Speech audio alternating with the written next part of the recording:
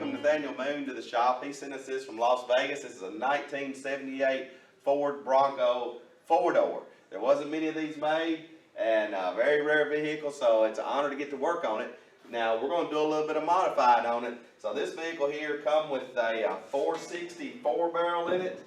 We're going to take this out and we're going to put a Cummins turbo diesel in it. We're going to put an Allison 1000 transmission in it with a transfer case. It's 2-wheel drive right now, but we're fixing to make it 4-wheel drive. So we've got a donor vehicle that we're going to take the 4-wheel drive unit out of it, and we're going to put it up under this unit here. So let's take a look at our donor vehicle.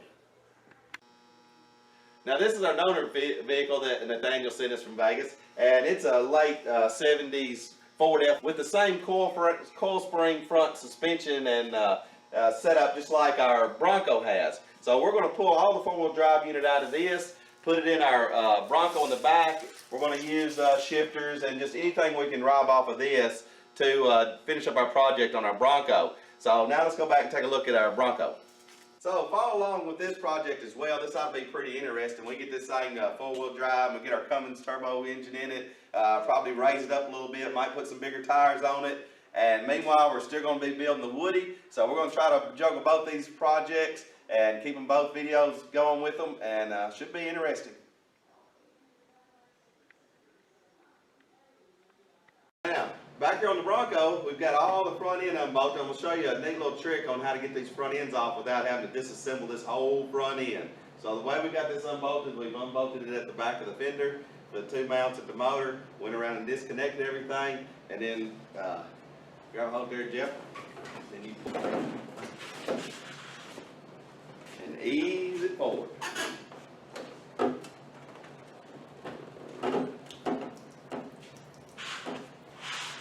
It's that easy. Now you can see how easy that is to pull it off that way. It doesn't take too long to unbolt all that, and now our hood is still in place just like it was.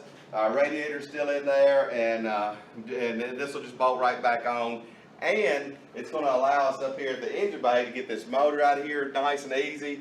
I'll be able to change out my front end nice and easy, so it's well worth pulling that off in one big piece like that.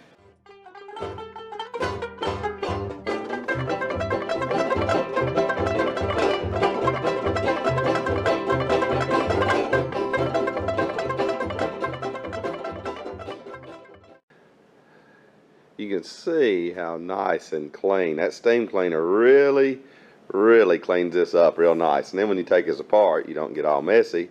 And when we pull the engine out, we will steam clean it again. And then when it comes time to prep for paint, there will be very little prep work to do because that steam cleaner really knocks it off there. And then we got our front end up on the dolly, and it's all prepped as well. And you can see it's completely steel together. A few bolts gets it right back on there. So now it is time to pull out the 460.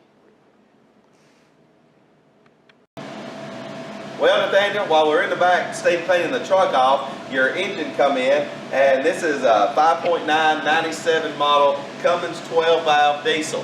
It's a great selection for this truck because all you have to have is a cable to operate it. I'll actually put electric solenoid and operate it with this ignition key, but I mean, you turn this up and back and up, this thing will sit here and run right here on this stand by itself. Now, I had Brad Pierce come in, who has been working on Cummins engines since we were kids, and he knows everything there is to know about these things. And he pulled off this front cover, and you can see it is very clean in there, and everything looks good. There's a modification you do on this pin right here, which Brad showed me, and it's already been done. But they've got a bolt in there that I don't like, so I'm going to pull that bolt out, and I'm going to Loctite it and retorque it to 18 pounds. On the front of your output shaft here where the bouncer goes on, there's a little bit of wear, so I'm going to re-sleeve that and put an oversized seal in that location. All down the bottom of the engine, you can see back in there, it is just spotless. So this engine is a little bit of a mystery for it to be so clean inside.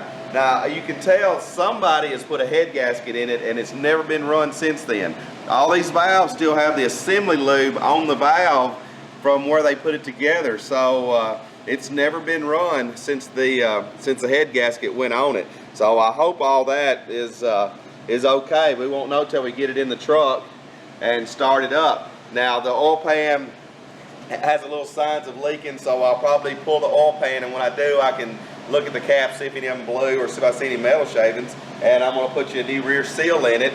And then we just field check the turbo here, and Brad showed me on that. You just push one side of the shaft up on one side and the other shaft down on the other side, and if it doesn't touch, it checks okay. So that feels nice and smooth, so the turbo seems okay. It's just a little bit of a mystery that this has a brand new head gasket and stuff on it, and it's never been started and run, so I'm a little cautious on that. So we're going to get this 460 out of your truck, and then we'll get this thing cleaned up, and I'm going to do all these new seals on it, and we'll put it in there and start it up and see how it does. But so far it looks absolutely spotless inside. So let's get back on the 460, get the motor out, and we'll get this baby set in there and see what happens. Keeping on the same theme of unbolting this whole piece of the unit and yanking it out, we did the motor the same way. Undid the motor mounts, undid the transmission mount, left the transmission, flywheel, converter, all that connected up. Just put a seal on the where the drive shaft goes in, and then you can just take this baby and raise her up. Pull her out as one big chunk.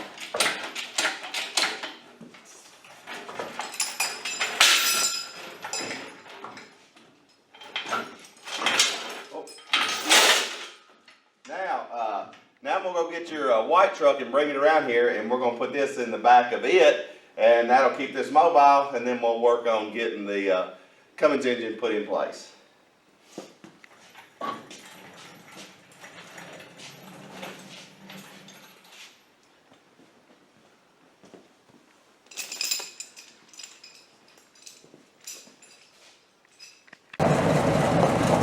Hello, this side. Bare bones minimum vehicle right there.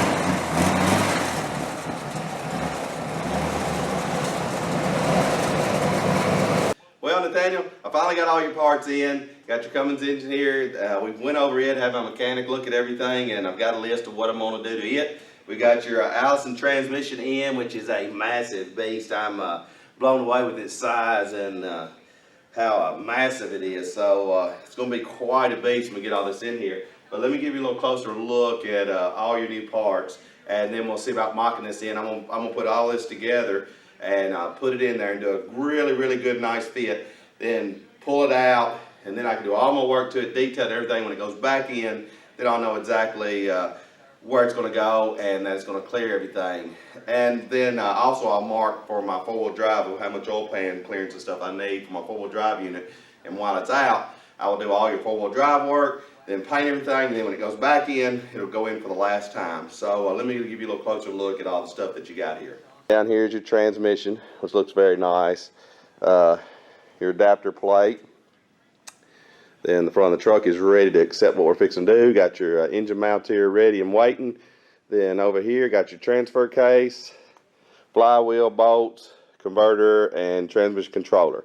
So let me get this motor all in place, and then I'll show you how it's fitting once we get it set in place.